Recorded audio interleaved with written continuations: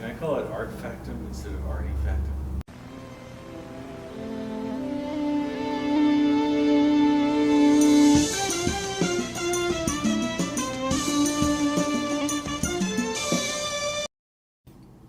Who are you?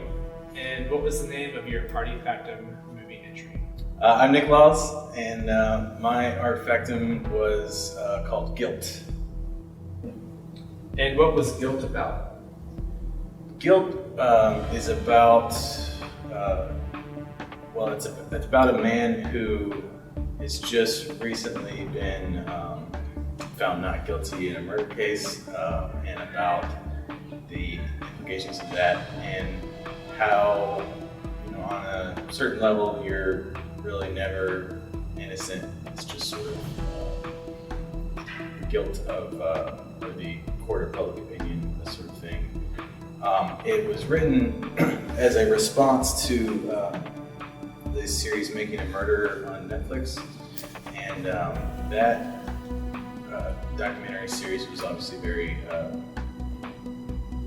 it makes you think a lot when you watch it, and it certainly made me think a lot about the role of a filmmaker in a documentary about the nature of guilt and innocence, and also about the whole justice system as a whole. And so the Guilt really helped me to kind of express a lot of those things that I was thinking about, and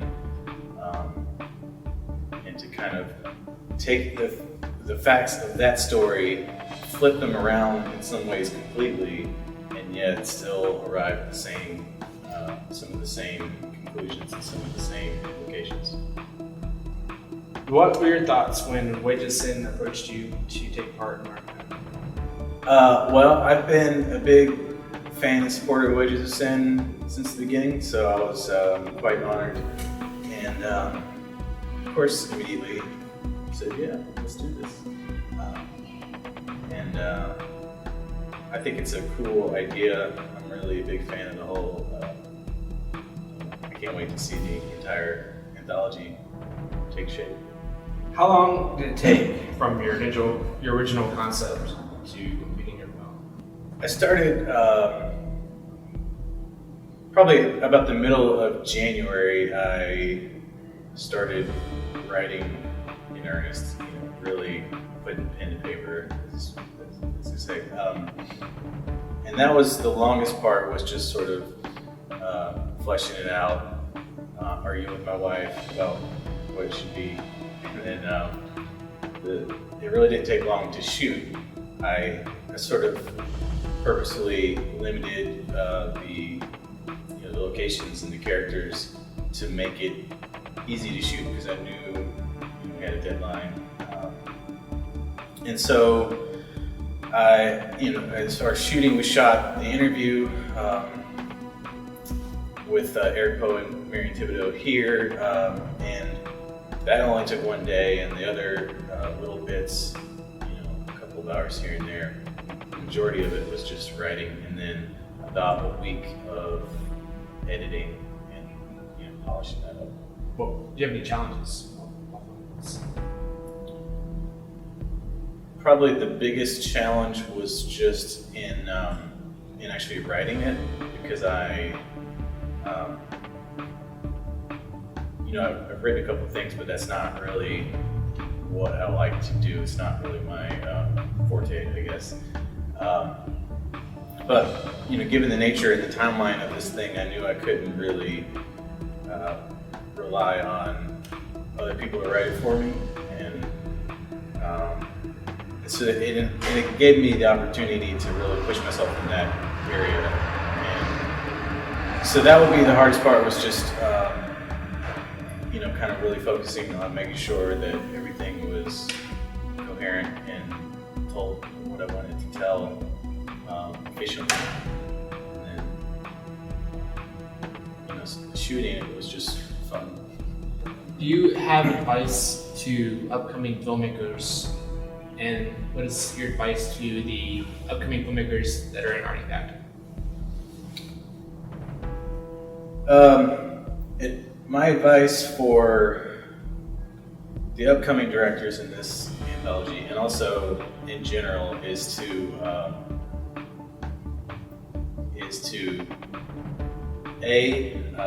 keep it simple, if at all possible. Try and tell a good story, but try not to overreach what you're capable of. And in the same way, make sure that you find people that you can trust to help carry the load. I think that's probably one of the things that I didn't do very well, is that I didn't really delegate. I didn't say, well, the Wages of Sin guys know how to run a camera. Let them do it. Or I was too focused on I need to do everything. So I would say to use them and work with the team and find people that you trust, and their ideas and their abilities will make you and your short even better. So, Guilt is now probably one of the highest viewed videos on the Wages of Sin channel.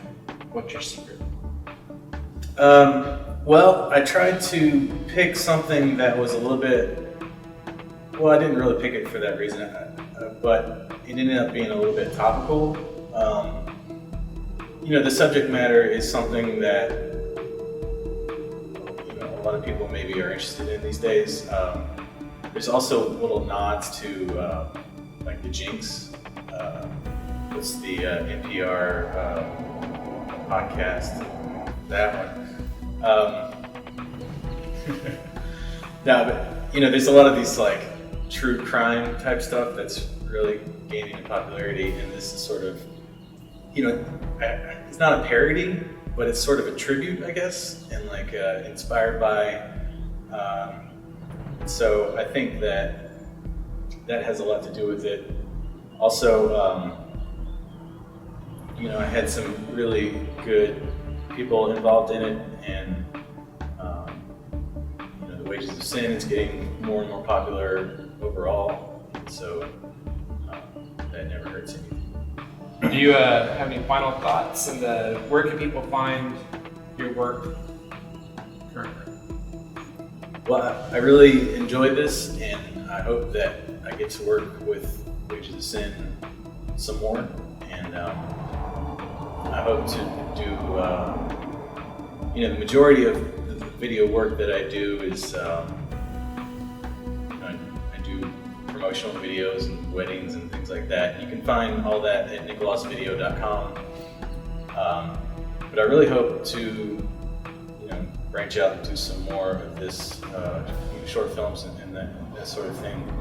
So just keep an eye out in the future.